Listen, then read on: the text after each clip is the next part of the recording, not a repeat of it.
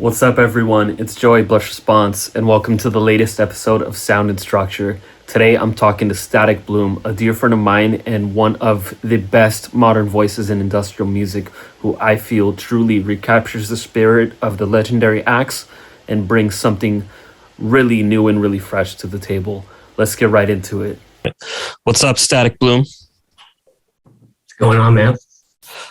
Hanging. Just woke up. I haven't had breakfast or tea yet, so we'll see if my brain works properly. How about you?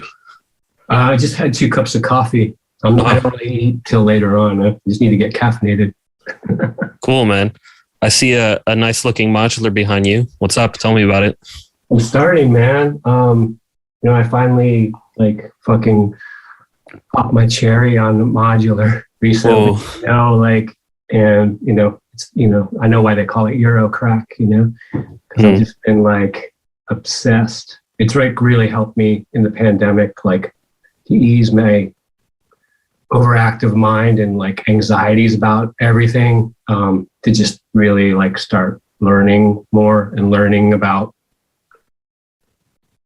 synthesis in a newer way, and also just breaking my old habits, which is awesome. And I've been wanting to do for such a long time because I've been so kind of stuck in habits that, made kind of working on music sometimes feel like work. Just sitting in front of a computer for fucking 10 hours a day sometimes, it's just I could be a fucking accountant or something. Totally. That's the most appreciated aspect of modular for me. Rewires your brain, lets you enter a Zen state, and you can get that with other hardware too, of course. Oh yeah, no, of course. But for me too, it's just I also like the fact that because with my hardware in the past, because I did use a lot of hardware, but it's a lot of keyboard based, and so just even though the habits of your mind and your hands about reaching for certain notes and patterns, with the modular stuff, that totally just shatters that, which I love for me, just to break me out of all of my go-to, repetitions and allows me to, as in anyone who's in the modular, they understand, it just allows you to explore in ways that you normally wouldn't and find, gems and stuff like that. What's in your system? Can we get a tour? Yeah. I can lift it up. Right now I have the Happy Nerding 6 mix, the Mimeophone from Make Noise, the Kermit from Industrial Music, the Basimilus from Noise Engineering, the Sync Busina. I have a Warps clone. I have a LIP from Noise Engineering. I have that Dope SEM filter. I have the Hendrix, the Hendrickson, we call it, yeah, from Bastel. So I can put all the guitar pedals through it, which is really sick. I have a Bafaco M Solid Key filter. It's kind of like a Moog filter. I have the Soma, the Lyra 8 effects. I have the Viol Runa. I have that Dope bit modifier. I have that Noise Engineering Desmodus reverb. But that with those Versio ones, you can change the firmware, which is sick, It's having 8 modules in one. Totally. I got the Variegate 4 Plus and the voltage block. Just a time wizard clock thing. I got stages. I got the kick hall, kick drum. And someone gave me a rings, but I don't really ever use it. But I did use it recently, actually, for just running noise and to get crazy subharmonics and shit out of it, which was really cool. But yeah, that's a lot of shit to start out with in my learning and stuff, which has been really fucking awesome. Well, what really cracked the seal was I got this O-Coast. That was the first thing I got. And it was just man, it sparked so much joy. and just even this little thing of just not being in the computer and I don't know, just fucking around for hours and hours. And it was just like, oh man, like I really gotta like start getting more into modular. It's like time, man. Yeah. I'm happy you did. I remember when we did the tour and you sampled my modular for a couple hours at Dave Travello's. Yeah. And I was like, oh yeah, he's feeling it. No, I am. I totally am. But it's always been, for me, it's been hard, like financially, but to like, I was scared, because I knew that once I would get into it, I would just like start selling blood to buy, modules and shit like that. But, yeah, I mean, that's the thing in the past is like, I was always obsessed with samplers. Mm-hmm. So like, I would just sample all my friends shit, which is awesome, like to be able to like have like sound libraries just by going over your friend's house and sampling their like synth fucking collections and weird shit, Yeah. Yeah. I see you got the Force there. Is that your main sampler now? Yeah, that and like I use Ableton, but like for live, yeah, I'm mainly using the Force for like percussion samples and textures and like longer textures and stuff like that. Yeah. How do you like using it? I like it. I mean, they did some updates recently, which really like brought it into like a better working machine. In the beginning, I was very frustrated because I felt like they kind of like marketed it as doing more than it really did. But with the new updates, it's like really getting fucking awesome. Okay. So you mentioned you would have to sell a lot to get into modular. Did you sell some stuff? Yeah, I sold some things. Like some gear that I just wasn't, that was really nice, but I just wasn't using it all the time and stuff like that. Like, yeah, but yeah, I don't know. It just trying to like take all my extra money selling music and merch and stuff like that and just going right back into reinvest. Yeah. What's in your current setup, like your whole studio right now? I still have my Waldorf Microwave XT. I would have smacked you if you sold that. No, man. I can't. I'll never sell that. It was it's one of my favorite synths. Yeah, but it's also got like severe sentimental value for me.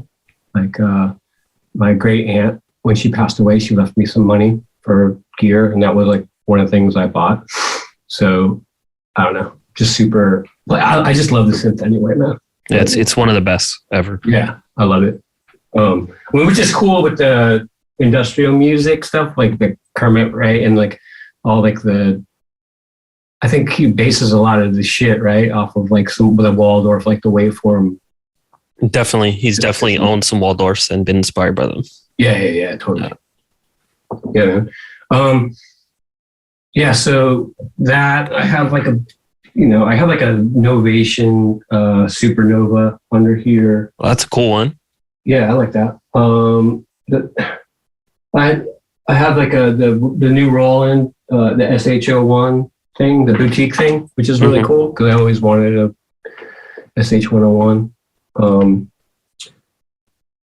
The modular, other than like, I think that's it right now for hardware, like synthesizers. I just have so many fucking VSTs right now and shit, and like with traveling. Yeah, man. There's just a bunch of fucking effects and pedals and shit like that. Yeah. What's that little keyboard there? It's a MIDI controller? Oh yeah, it's the complete Native Instruments complete controller. And what's under it? That's my interface. It's the PreSonus Quantum interface. Okay. Yeah. It kind of looked like a Berkasti M7 a little bit. I was like, whoa. No. But yeah, cool. We're being comprehensive here. What's the mixer? It's just a Mackie 1402 right now. Because it's just like, this is kind of like just like a mobile setup because I'm kind of like been shuffling around so much, that like, it's just like the bare bone basics, Totally. I mean, you're still making killer stuff. And you got the skills to make maximize even a minimal setup. So, you're in the UK right now, right? Yeah, I'm in the UK right now. Yeah. Hoping to move to Berlin in the near future. Yeah. We'll be happy to have you here. Yeah, man. Be sick. How's it out there? It's cool. Like where I'm staying, it's really chill right now. Like I'm like near Brighton, between like Brighton and Hastings. It's actually pretty cool. You probably get a kick out of this. You know the album cover for Throbbing Gristle's 20 Jazz Funk Greats? Of course, yeah. That's literally 20 minutes from here, this spot. Oh my it's God. called Beachy Head, you know? It's that track on that record, Beachy Head. Okay. And I never really fully understood it until I went there. It's fucking nuts because it's a sheer 700-foot cliff drop to the ocean right at that spot there. Oh my God. I guess it's like there's all these weird like signs. I was like, what's going on with these weird signs and stuff like that? Apparently it's like one of the biggest places in the UK where people go to like commit suicide. Oh my God. But it just makes that whole like picture and everything so much more grim, you know? I mean, in the UK it has, overcast gray weather quite often, I hear. Oh yeah, man. So it's pretty morose. It's nuts, man, because I always like kind of like shitty weather, you know, like I'm not like a fucking beach guy, you know. You'll do great in Berlin. Yeah. But even the weather here, sometimes I'm like, dude, like really it's raining again. Like I just want to go for a bike ride, you know? Oh man. You should get a photo there if you haven't already. I did, yeah, man. Yeah, okay. It's like send me that weirdo taking pictures at Beachy Head. Once I was playing in Italy in a town called Recanati, and we had to drive a few hours through the mountains. And there was like a similar kind of cliffside thing, and we stopped to take a look off it. And I see a dude just fucking run and jump, and I was like, "Oh my God, he's committing suicide!" And then he pulled out a parachute. Oh shit! He was riding the wind thermals, just parachuting back and forth around, floating. It was crazy. Oh man! But yeah. My first week living in New York City, I got this job. I used to work in a silk screen shop in Dumbo, back when Dumbo was like sketchy as hell, you know. And it's right there between the bridges, you know. And I went out for my lunch break, and I'm just sitting there like eating a sandwich, looking up on the Brooklyn Bridge, and I just see a dude like jump. Oh no. Like, holy shit, man. It was like fucking insane. That's terrifying. I can't. Back to music. Yeah, sorry, I got No, we can be as dark as we want here. That's real life. Yeah. What was your first synth ever? So my first synth was it's kind of embarrassing. It was a workstation. Oh shit, man. Sorry, man. The mailman's here. Can we edit that, I guess?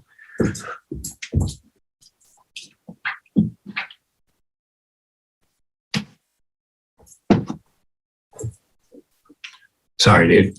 No, it's all good. That's real life. Yeah.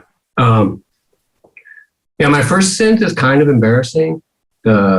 It's a Roland XP80 workstation. Those are cool though. Yeah, I mean, it's cool, but like, I don't know, looking back, I'm like, oh, fuck, you know? Like, but the cool thing about it was then I bought an ESI 4000 sampler. Oh, nice. And, just the combination was cool because it had like sequencing. I don't know. It was a cool, start to, making tracks and stuff like that. I'm originally a drummer. So like when someone told me that I could like put triggers on my drums and then like, trigger a sampler, like my head exploded, I was like 13 years old. I was like, what? So that was like, to me, it was awesome to be able to like run my drums through like distortion pedals and crazy shit, Oh yeah, I remember that when I was like 16. The first time I put a fuzz pedal on a drum sound, I was like, "Oh my god!" Yeah. Yeah. But then to also viscerally do it like through a PA with, I mean, it was insane. Yeah. I had a V drum kit, so I was like, Yeah. so much fun. Yeah. What is there anything you've gotten rid of you'd like to have again? Yeah. I had the first Nord lead, which I would still like to have. Great one, classic. I had an Axis Virus, the B, which is pretty cool. The Moog Sub 37. Ooh. That was, yeah, like, it wasn't that I got rid of it. It was just some dude like let me borrow it, and he was gonna give it to me like a steal, and I was just like, I didn't. Now I'm thinking back, I'm like, man, I should have fucking got that. I don't dig it. In one way, I kind of hate borrowing gear because if you use it a lot, then like you have to buy it. Yeah, for sure. And then when it goes, it's really sad. Yeah. My friend let me borrow his Nord Lead 3 for like 2 years, and I loved it. But I tried not to use it so much. But then the day he took it, I was like, man, no. And you know. Yeah. You just did like a video on that, didn't you? No. I have the Nordwave 2 in for review. I'm going to be doing a video on it. Cool. Also the Op 6 from Korg sitting right there. Oh, nice. And the Erica Matrix mixer. Those are kind of the next things. Yeah. Awesome. What's your desert island piece? I mean, it would probably be this Waldorf Microwave XT, just because, like, I don't know, I feel it's very versatile, and like I said, I'm like sentimentally like attached to it. In terms of regretful sales for me, that's probably my biggest one. That synth is amazing. I wish I never got rid of it. So you're lucky guy. Well, you can borrow mine when I'm in Berlin. Yeah. What's like your all-time dream gear? If you could have anything, money's no object. I don't know. I would like, like an old like Prophet 10, or like even like a Buchla system, like the Skylab or something, like just to get really fucking weird, like, yeah, man. I mean, I love all those old since like CS80s and, ARP Odysseys and stuff like that. Like, it'd be sick to have that stuff, but yeah, man, totally. When you were making Beneath the Whelm, did you already have the modular? No, but my friend who like mixed the record with me, I tracked with him and mixed with him. He's in Chicago. This guy, Sanford Parker. Okay. He had a full modular setup. So we like used, like I wrote the skeleton of the tracks, and then like we just incorporated like, did a lot of experimenting and stuff like that, which was cool because you could just like transfer the, MIDI to CV and do a bunch of shit. And I don't know, it was a lot more experimenting and stuff like that. It was cool. Yeah, man. What's your general process overall? Like overall, how do you go from demo to finished track? I'm surprised to hear you had a guy tracking with you. That's interesting. So, well, the reason why I tracked with my friend wasn't so much the fact that I felt incapable of doing that, but I don't know, because I also do vocals. Not so much anymore. I'm getting less and less away from doing vocals. I mean, it's more 50-50 now, but like with those records doing vocals and stuff like that, I don't know if you've had this experience, or anybody who's a singer might know. When you record vocals by yourself, sometimes you're like always questioning yourself, like, was that good enough? Or was that good even? Or I just liked to have somebody there that I trusted to be like, dude, that sucked. Like, do it again. or even like, and ideas about arrangement sometimes, like I trust my friend's ear, and he could be like, oh man, that section is whatever, 8 bars too long, or it's just I'm bored there or something. So it's cool just to have a sounding board, yeah, I don't know. That's pretty much why like I just chose to start doing shit with my friend. But lately I've just been doing everything alone again. Yeah. Sorry, I went off on a tangent. We're here for all the tangents, man. That's what I want to hear. He's also like, he's really good, of having different ideas than me too, which is cool, because he comes from a really like making like power electronics and noise and industrial music, and then into like, lots of like doom metal and shit. Like he's mostly known for being like a doom metal producer. That's how I met him and stuff like that. But he's like super into electronics. So it's cool because he's pretty well-rounded as far as his ear and like ideas and shit. Yeah. Dope. How would you say your approach has evolved over each album? Well, I hope that my production skills are getting better, or my sound design skills are getting better. I listen back to like my older stuff, and I'm just like, I'm sure most people do. So then I'm just like fucking cringing, at like my choices, or I don't know. I mean, it's just I guess it's growth. You just want to keep evolving and feeling that you can get more of what's in your head into reality. I don't know, just been trying to just constantly evolve and get better, Do you like, how do you construct the track? You like start with one piece, overdub a lot. Do you get a bunch of sequences going? Like, how does it go? Yeah, usually it'll usually be with like a rhythm, very rhythmic oriented, because I guess because I'm a drummer, like, so most tracks start rhythmically.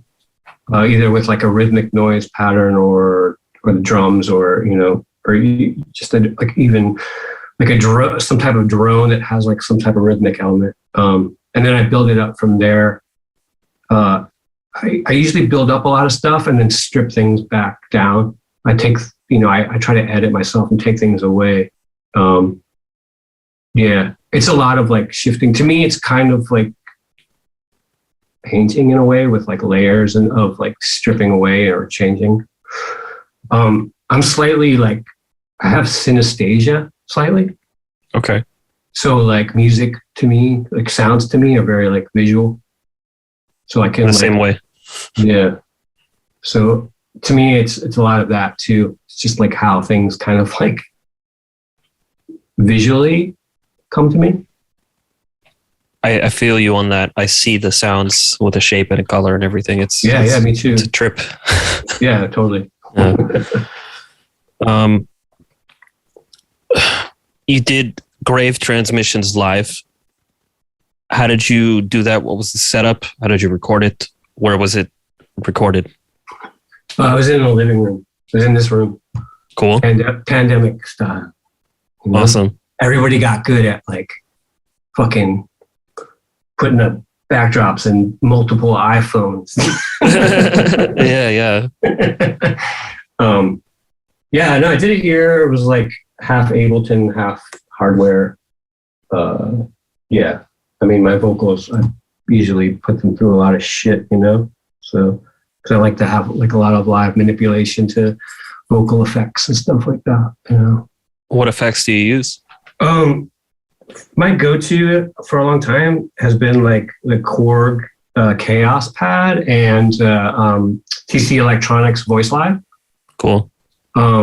Just because I like that you can like, instead of, I don't like really use compression vocals and stuff like that. I just overdrive I did do a lot of digital clipping, which is like, for compression and stuff like that. So yeah. But I just like having the XY controller that I can manipulate the delays like in time and the lengths and feedback and shit like that. Yeah. Chaos pads are really dope. I think I saw Ogre using one once. Yeah.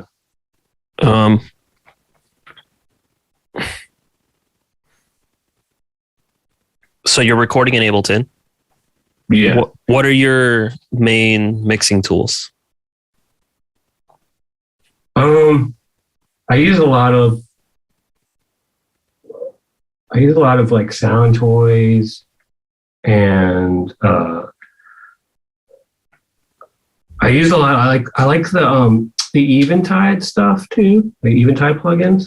Cool. Like super into their compressor. That Omnipressor, I think it is. Yes, Omnipressor. I don't know. I've been using that a lot. I don't know, dude. I have tons of plugins, but like it's mainly a lot of like Sound Toys, and I mean some of the Ableton plugins are good too, and I don't know. Got a bunch of like wacky, just like stuff that like redundant, I guess, because I have like the rat plugins and like all the distortions and stuff like that. Yeah. You can never have too many distortions. Yeah. I really like I like the Eventide stuff a lot. Like I really like the reverbs. I don't know like that black hole reverb is fucking sick. That's amazing. Yeah, man. Yeah, totally. What are your favorite distortions? For plugins or I mean for pedal, like hardware? Anywhere. I really like the rat.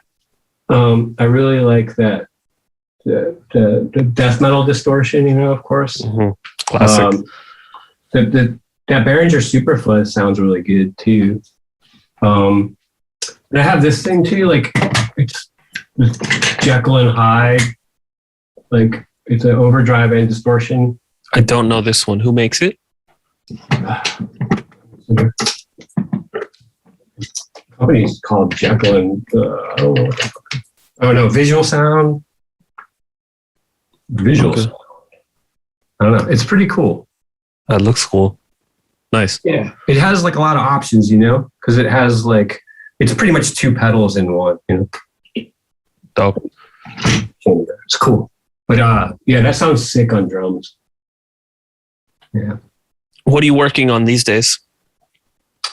I'm working on a new record. I just finished one that's coming out in the beginning of the year, which is cool. You want to talk about it? Yeah, what's coming on Sonic Groove? Okay. Yeah, it's more techno leaning, Okay. than my previous stuff. There are some tracks with vocals, but yeah, I'm stoked about that. That's coming out hopefully beginning of the year, depending on, it's all due to vinyl pressing with COVID, everything's at the mercy of the pressing plants, That's a fucking nightmare. Yeah. And now I'm working on another record that's more, it's techno, but it's more, I guess, rhythmic noise influenced. Because I'm really influenced when I was like young with like all the early like Ant Zen and Hands stuff. I don't know. I just like I think I'm like looking back at all that shit that really influenced me with a lot of stuff and like That stuff is amazing. Getting into a lot of that. Yeah. Yeah. Converter. Yeah, that Converter was really fucking like sick record. I used to jam that so much. That Blast Furnace record and shit like that. Yeah. Yeah. I found him on Instagram recently and I was like, dude, please make a new record, please. Yeah. But he's not interested. Even his old shit, that Pain Station stuff, you ever listen to that? Oh, yeah. Yeah. I think I Want To is one of my favorite tracks ever. Yeah, man. It's fucking awesome. Oh, man. But yeah, all that's a big influence for me. Imminent Starvation. Yeah. Synapscape. Totally. Yeah. Synapscape's awesome. Totally awesome. I was listening to them this morning. Yeah. Oh, shit. My cat, Speedy. Okay, bring up Speedy for our viewers. I remember Speedy. He's awesome. He came all the way from New York with you, right? Yeah, man. He's my child. I couldn't leave him behind. Yeah. My two cats are running around somewhere. Yeah, I think Bomo was in the camera earlier. How much of your sound is synthesizers versus sampling these days? I would say it's probably like 30-70, like 30% samples. Okay. Because it's a lot of the percussion, a lot of the drums are all like samples that are just super processed, and then the actual synths I'm using mostly like modular, some VST stuff for like pads and shit. But even that, I'm starting to just like go fully make my own pads and stuff with drones and lots of layering and stuff. And I don't know, just trying to like with anybody, just trying to like make my own palette, something that's more recognizable. Because I don't want something that's like, oh yeah, that's whatever. It sounds like a CS80 pad or something, like, which is sick. It's cool, but I just want to do something that sounds a little bit more like alien.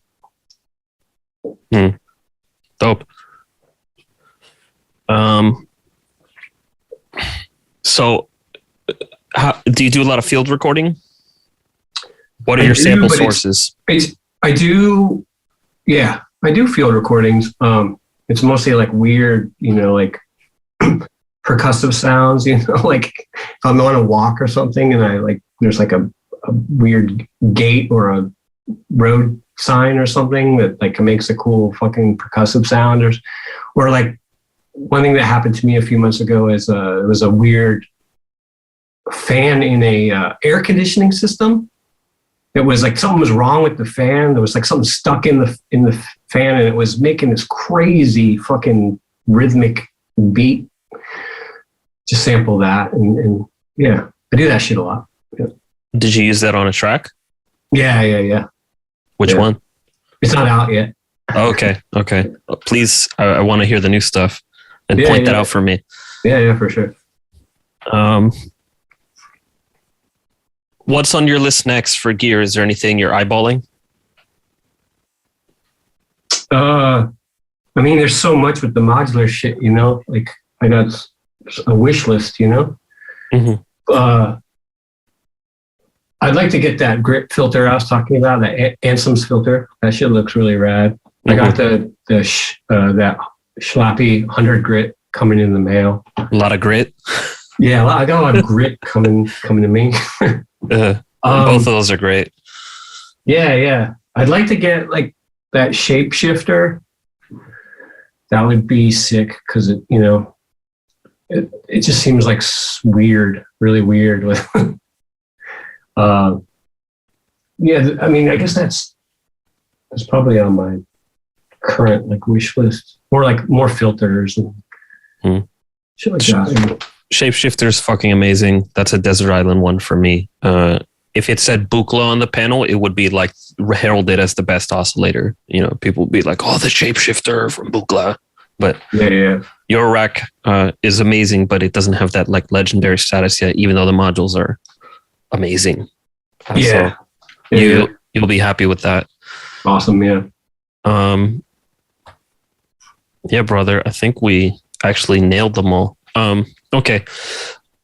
What's your worst live set ever? And what's the funniest thing that's happened to you on stage? Oh man, I have so many stories. Oh, let's bust them out.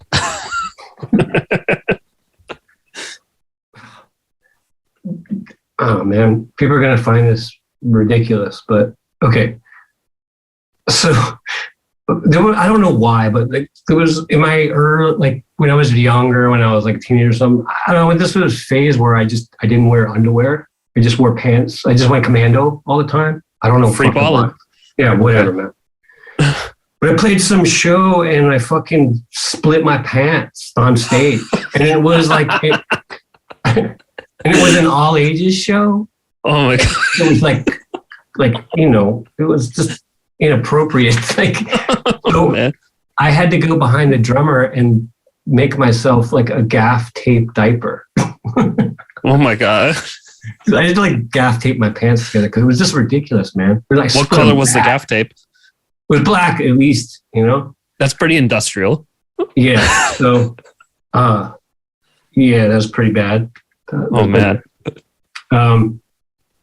Another one I was playing. I used to play with Jarbo from Swans, like in her band, and we played this crazy squat in Marseille, and it was fucking nuts. It was packed out, and they had no security, and the stage was like elevated, but it was like totally DIY and weird. And it was made with like particle board, like. But they were just panels, like, you know, like those drop ceiling panels, like, and it has like a grid. The stage was like that. So it was just like, you know, 2 foot by 2 foot, or maybe 4 foot by 4 foot panels of particle board. It was like, well, and it was elevated. So I'm like playing and I'm like entranced in what I'm doing. And I look over and there's some dude on stage in Jarbo's face, like threatening her, like getting really, like touching her. And it was being really aggressive. It was really freaky, and there was no security in this venue, you know. So I was like, "Fuck this, man!" So I went over there and I had to put this guy in a fucking headlock. And my God! Get him away from her. I had to bounce this guy off the stage, right? Then I go back to where, you know, my station, like synths and drums and shit. And I fucking step onto the panel where all my shit is, and I fucking, it cracks in half, and I fall through. I fall 6 feet through the stage, and all my fucking gear falls in the pit with me. No way. Yeah, man. Yeah, that was nuts, man. Holy fuck. So what happened in the end? Did you guys finish the set? That was the end of the set. Okay. It'd be cool if you were playing in the pit. Yeah, dude, but it was crazy because that same week, apparently Madonna, her stage collapsed in Marseille, in the same town. Like, so God. I guess Marseille has a thing with stages collapsing. It's all the seawater. Yeah. That's crazy. Those are good ones. If you're willing to share more, I'm sure everyone would be happy to hear them. Okay, so I was playing a show at CBGB's. Legend. And this, I don't know if you ever went to CBGB's, but no, I never got to see it. So the cool thing about CBGB's is, like, you know, you would also just get, like, other than, you know, whoever was there for the show, you would always just get random people who would, like, tourists and people just walking off the street to check out the show, even if they weren't into the music. So you'd get a whole, you know, there would always be people, like mental cases. That's, I guess, what I'm trying. Just be mental people in the audience a lot of times. So I'm playing this show with my band, and there's this dude heckling me, like he's angry, man. He's fucking, like, in my face, fucking flicking me off. Oh, man. Fucking, like, yelling on me, just totally, like, fucking, like, going fucking violent on me, you know? Just, like, totally, like, throwing ashtrays at, like, just pissed at me, man. I don't know. So he's, like, throwing shit at me, and he's, like, spitting on me, and I'm also like, oh, punk rock, right? Whatever. So, like, he's yelling and spitting at me, so I just spit back at him, and he's yelling, and my spit fucking lands in his mouth. So then he gets super fucking mad, you know? And then this is a grown man. He turns around. I don't know where he's from, but, like, dude, he starts mooning me. Like, who the fuck moons people? You know, like, what is this, 1940? So he's, like, mooning me, right? So I just grabbed the fucking mic stand and I fucking like lance him, and I fucking shove this mic stand, like, in his butt crack, and he just fucking runs. He just, like, doesn't know what to do, and he just runs out of the club, like, into the street, and he fucking left, which was awesome. But it was, like, we're so ridiculous, you know? Oh, that's amazing, dude. Oh man. Perfect. Wow. I've never had anything like that on stage. Once I was playing somewhere, early days. Yeah. And in between songs, I just hear some guy yell, "Emo sucks." I was like, fuck. But I had my gear explode on stage. No way. Too. It was actually in Berlin. Okay. Yeah, it was like a bad power converter. Oh Or no. something. And I had one of those Furman power conditioners, those rack mount. This is back when I was traveling with a fucking like rack gear. And we were playing at some weird, the venue doesn't exist anymore. I can't remember the name of it because I walked by it when last time I was in Berlin, but it was a really cool place. But it had a fucking metal dragon in this venue that would literally like shoot real fire. Oh, that still exists. That's Kit Kat Club. I played there. No, but this wasn't Kit Kat Club. This was like, maybe they took that and put it in Kit Kat Club. This was small. This venue was kind of small. Well, Kit Kat Club has several rooms. The room with the dragon is really small. Is it? Did it have columns? Yeah, maybe it was. Yeah. That's the other room of Kit Kat. Okay. Yeah. Yeah. But my gear just fucking like blew up on stage. Like something happened between the power conditioner, the power converter, and the Furman. The Furman exploded in sparks, like shooting. Dude, it was fucking nuts. That's terrifying, dude. Yeah. Oh man. I know. I've had lots of fucking crazy experiences, man. I got electrocuted so bad that I almost blacked out. I got shot across the room. Oh my God. But that's like, it's kind of our own fault. We were playing in like a squat and like it was like summer in Minneapolis and like it was like a basement, like no air conditioning. Dude, it was the hottest gig I ever played. Like, dude, you don't understand the hottest gig. Like we were almost like browning out playing. We were like so hot in there and the whole floor was covered in sweat and beer and shit. And, my bass player like turned and he had a Rickenbacker bass with those metal tuning pegs, and something happened with I guess I made a current with holding my microphone standing in water, and his tuning peg hit my elbow, and like a fucking arc of electricity just like shot me across. Oh my God, dude! I'm amazed you survived. Yeah, it was scary, man. Sorry. Clearly, you're meant to be here. That's insane. But I'm happy you're here. Thanks, man. How did that feel? Oh, being electrocuted like that? Yeah.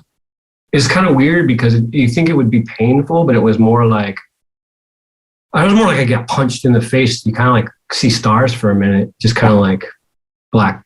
I didn't fully black out, but you just kind of see black for a minute. I was like, whoa, what the fuck happened, man? Like, oh, wow. I've only been electrocuted like really minorly once. I was unplugging something and it was like just stuck to the wall a bit too hard, and I yanked it and my finger, it didn't come out fully, and my finger slipped right into the metal while it was still plugged into the wall. Yeah. And I got it was like a burning sensation on my hand. It wasn't what I expected. Yeah. But live accidents, I'll tell you a good one.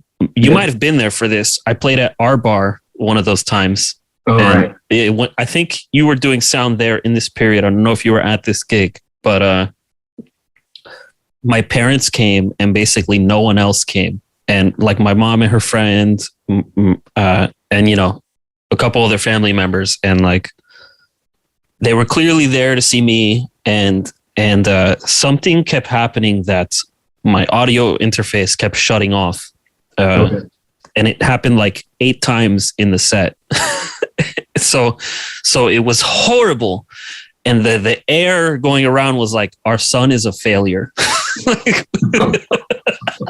well, and they never came to see me again for like 6 or 7 years.